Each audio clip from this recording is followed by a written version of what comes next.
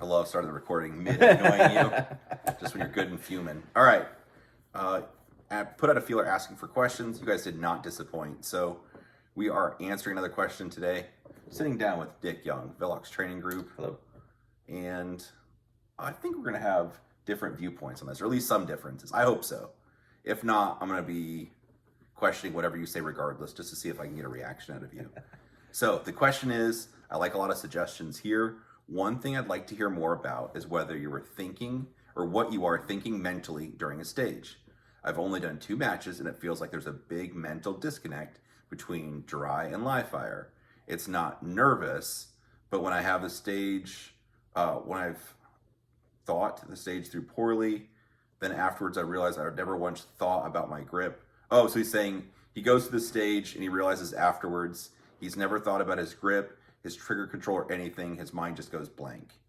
I realize at a high classification, you maybe stop needing to give yourself mental cues, but as someone still working on mastering the basics, kind of feels like I should be giving myself cues to keep me focused on the important things.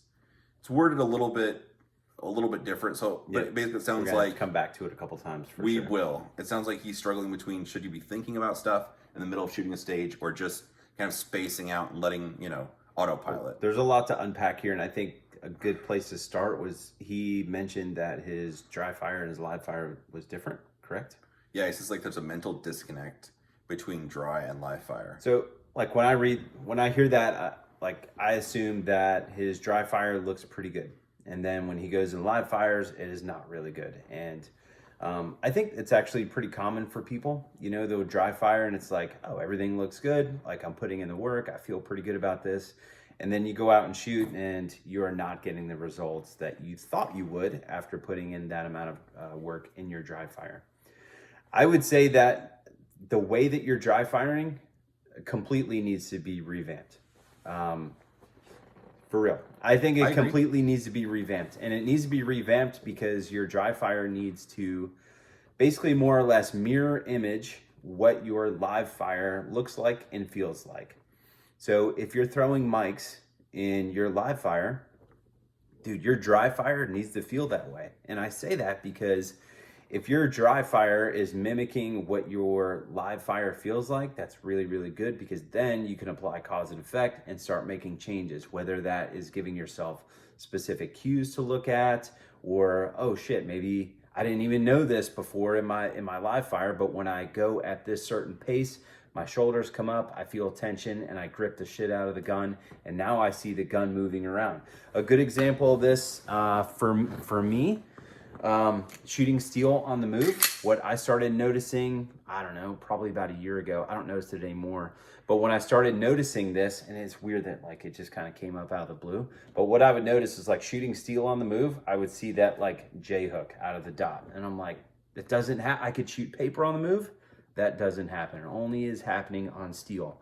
And so in my dry fire, I would try to replicate the exact same thing. And it's like, sure enough, saw it in dry fire too. And I was able to give myself some cues to think about, like, hey, put your mind on your grip, and like, hey, just wait, give it like a 1/10 of a second to settle on the steel, and then press the trigger. And now I don't see any sort of movement on steel anymore. It's like I can do that. But all that to say, your dry fire needs to replicate exactly what your live fire looks like and feels like. I was hoping to pick you apart, but that was all pretty good.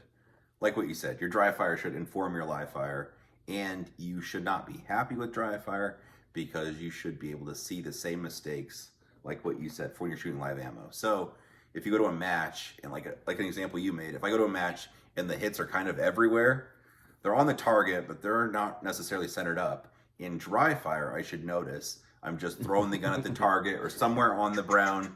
Right, but it's like I'm not really good at finding the center of the target, or maybe it's a grip issue where I don't really grip the gun properly. It just kind of flips around in my hand, and I'm lucking out the bullets end up on the target. Mm-hmm. So if you're having an issue in live fire, you have to be able to find that in dry fire. That way you can keep working on it. So anyway, I agree with you there. One thing he asked about, or kind of picking through this all, what are you thinking about mentally during a stage? So I think that's going to change from person to person, depending on how certain targets make you feel, like how how the stage is arranged, etc. For me, usually what I'm thinking about is where to go, and then on targets like, what did I call them before? High value targets. High value Like targets. partials at HVT. like 25, 30 yards, something like that. Like on those, I'm thinking like, hey, like You can show me the money. do not push on the gun when you get to that target. And the rest of it, I'm just trying to assess, like in the moment, how is everything going in regards to the shooting. So maybe it's like, that's the next position, look down to the spot, start running there 2 to 3 steps before that position, start pre-aiming the gun. And as I'm shooting, I'm assessing what is happening. And I think it's important to assess what's happening, because if you feel, maybe you're shooting a target and you feel this happen, and then the sight basically confirmed what you just felt, a miss maybe. It's like, all right, that needs to be a makeup shot. And then you can start calling shots and making things up immediately, rather than like, ooh, was that a miss or what? And then allowing that to affect you for the rest of the stage. So I think, looking to where you're going, right? I think that's super important. You should be building that into your stage plans.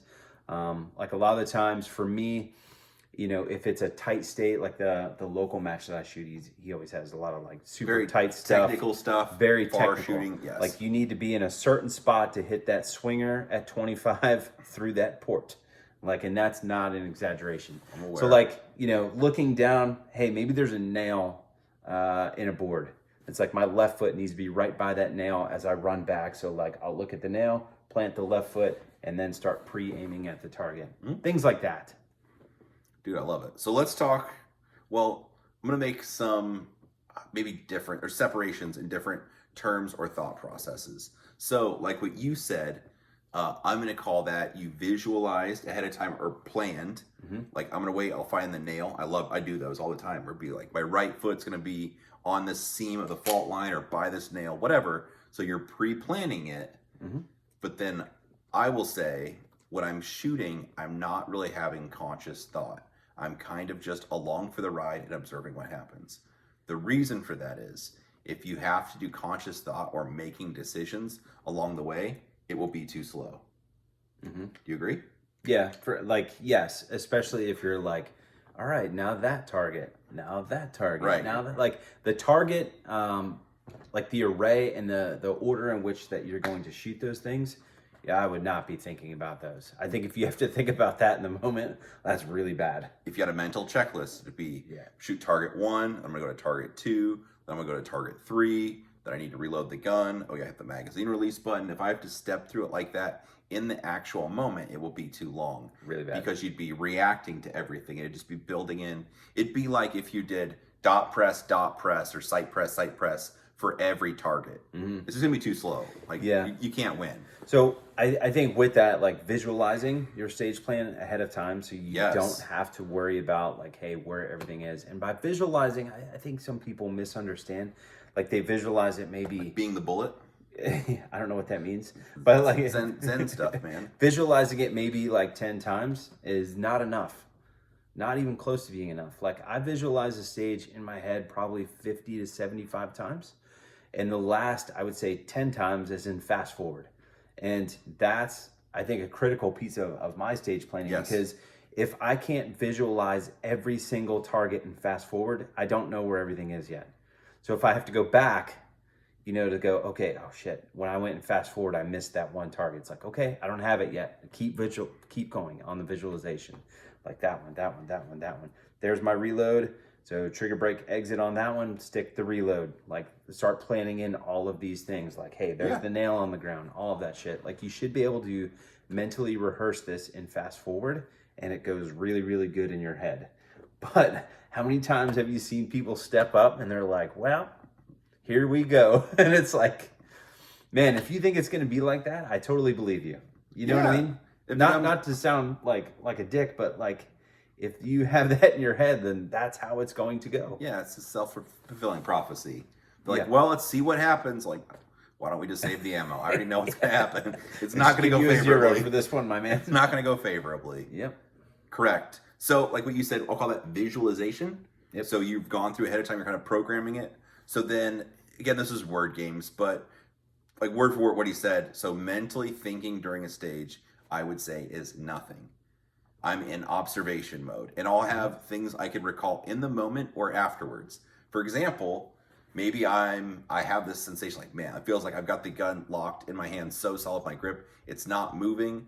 I'm running really fast. I feel the wind like whipping through my hair or something. Hell yeah. Or you're doing the magazine release. Like I'll do a magazine, like, holy crap, dude, let's go. Like that was awesome. But I'm just along for the ride for this thing that I've programmed to happen. Or you go to steal, it's like ding, ding, ding, ding, ding. I'm like, oh dude, let's go. And then the mag in and off you go, whatever. But at the time, I'm just along for the ride, watching it all play out. And I'm watching what I programmed play out. So we'll keep picking on let's see how this happens, or let's see how this goes. If you don't have that level of preparation, it's kind of garbage in, garbage out.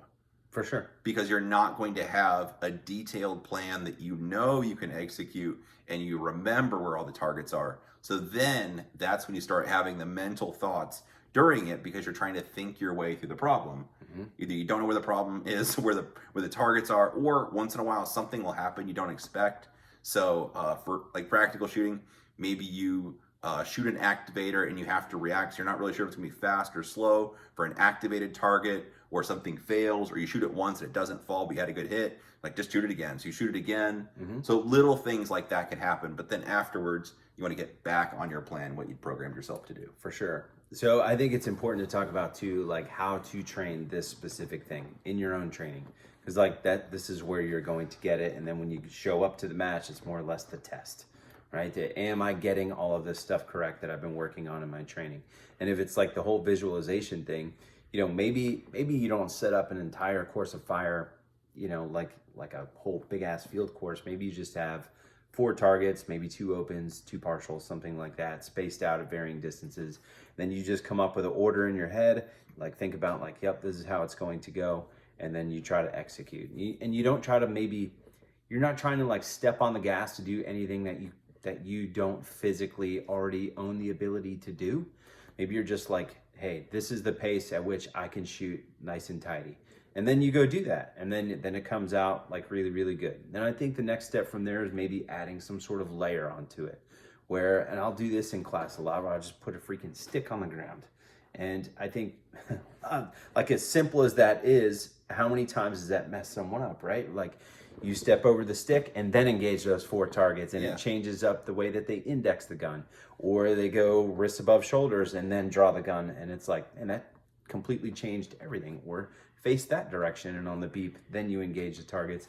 Just constantly adding like these little layers, trying to more or less see what is going to throw you off. Like what can I just like keep the game plan and keep executing at my pace through. And the less that stuff throws you off, I think the better you would be at a match. Yeah, because sometimes I'll see those little things that kind of annoying, or an observation, or sounds crazy, but once in a while you'll see a bug.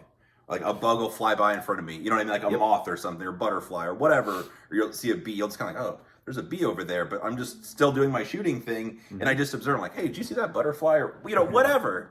But it was just observation mode. So I just keep doing what I'm going to do, and that's just the butterfly's over there doing its thing. Then the next part of his question, trying to pick through all this, is then he realizes afterwards, didn't think about his grip, trigger control, or anything. His mind went blank. That is kind of what you've programmed yourself to do.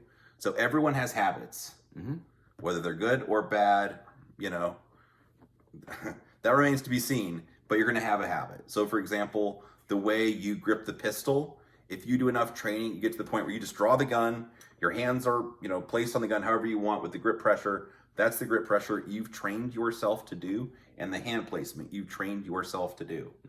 So if you don't practice very much, you might end up with something random, or maybe you train bad habits where you train yourself to do like 100, hell yeah, brother, grip pressure.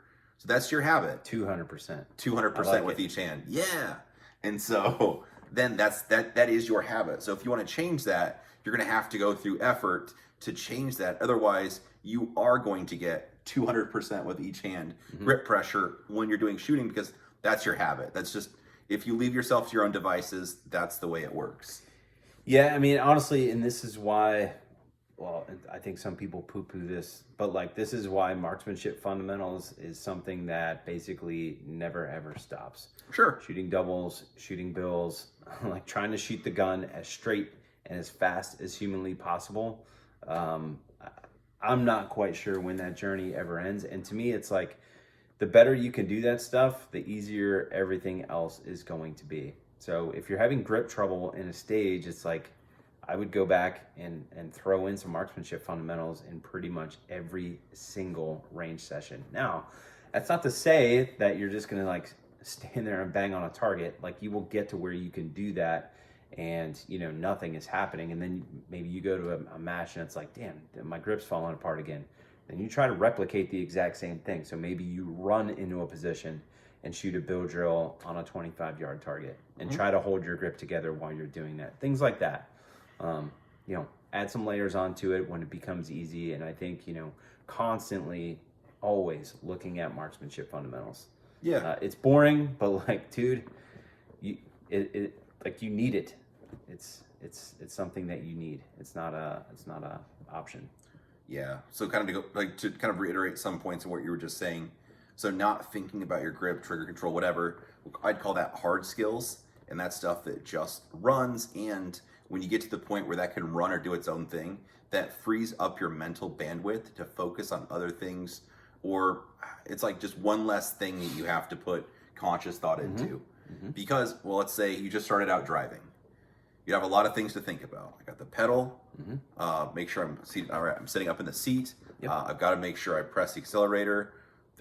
The brakes, right? Make sure I don't forget about the brake. If you have to shift, maybe a clutch, or if you have to change lanes, like, here's the I learned how to drive with 3 pedals. Dude, me too. Actually, I did also. They're like, hey, how do I change that? There's the blinker. This is how I signal. I'm going to change lanes. Like, it's here. It's on the left side. I thought it was on the right. No, that was the windshield washer or the windshield wipers. But then it's like, after you do it a little bit, I don't have to think.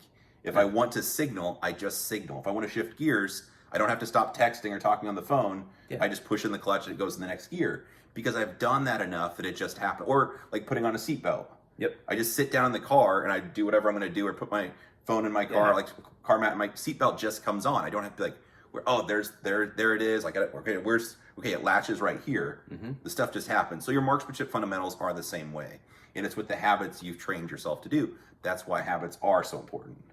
I don't hit the blinker because that's a sign of weakness. And I learned to drive a stick shift while looking for CDs on my lap. Perfect. Along the same exact lines. It's like if you can look for CDs and shift while you're driving and not wreck, it's like I think that's what you're trying to get with the pistol. I'm normally busy watching a movie, but I mean, whatever. So then the closing thing you said, at a high classification, you may have to stop needing to give yourself mental cues. But as someone still working on mastering the basics, it kind of feels like I should be giving myself cues to keep me focused. In training, I think that's super valuable while you're practicing. Because example of cues would be, I feel my firing hand fingers getting mashed into the frame by my support hand, and that tells me... The cues never go away. No! Like that, if I have that sensation, that tells me I have like the right amount of pressure, because... Then if I'm gripping the gun and I don't feel any pressure in my hands, like, bro, something I need to feel that. And if I don't, then it's like the gun's not really tight in my hands at all. I have to feel that. So, or like a feeling of relaxing your shoulders.